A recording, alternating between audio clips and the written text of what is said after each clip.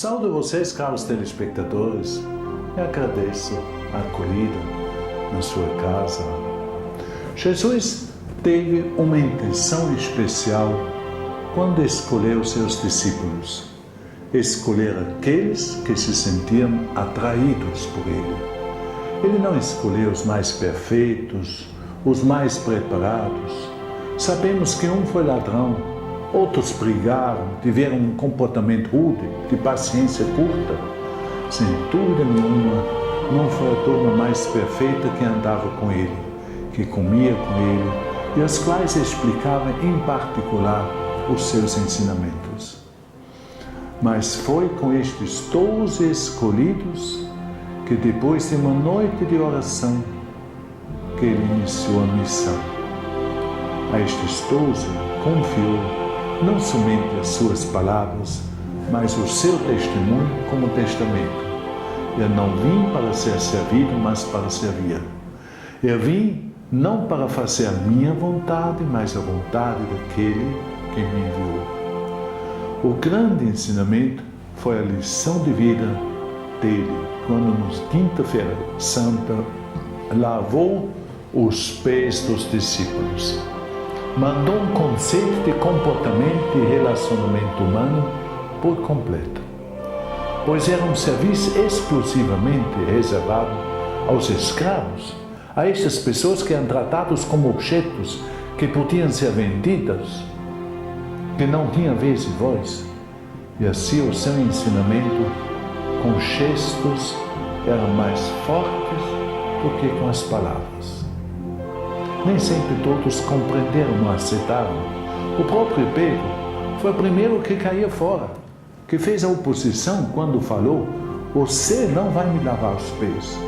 Mas Jesus soube convencer, a tal ponto que Pedro, com o entusiasmo dele, queria depois que fosse até lavado pelo próprio Mestre no seu corpo todo. E como igreja, nos dias de hoje, qual a lição que podemos tirar? Mais do que nunca fica atual o ensinamento de Jesus Cristo quando quer uma igreja servidora. Ou como o Papa Francisco nos fala, prefiro uma igreja acidentada, ferida, enlameada, por ter saído pelas estradas, a uma igreja enferma, pelo fechamento e a comodidade de se agarrar às próprias seguranças.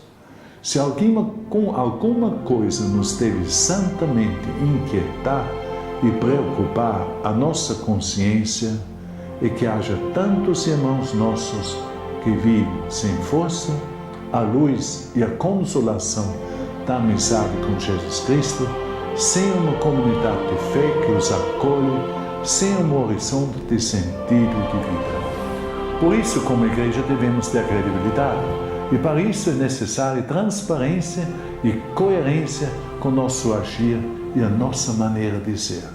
Hoje, na nossa igreja da Diocese de Parnaíba, não temos mais taxas por ocasião do batismo, do matrimônio e da celebração da crisma.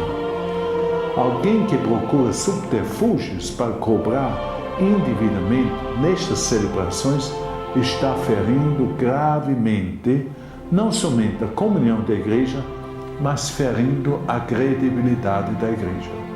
Falamos de fraternidade, com grande ensinamento de Jesus Cristo, e tratamos as pessoas diferentes conforme o dinheiro que colocam em suas mãos? Como Judas traiu, assim também está acontecendo a traição nos dias de hoje, depois de tantos anos de motivação e orientação em relação à autossustentação através do dízimo, quando está se cobrando taxas para celebrar o sacramento do batismo fora da hora estabelecida. Todos somos corresponsáveis pela nossa igreja, para que tenhamos cada vez mais credibilidade, mas a credibilidade não vem pelo dinheiro, mas vem pelo serviço, pela transparência e coerência com o anúncio da palavra de Deus. Firme na fé e fiquem com Deus.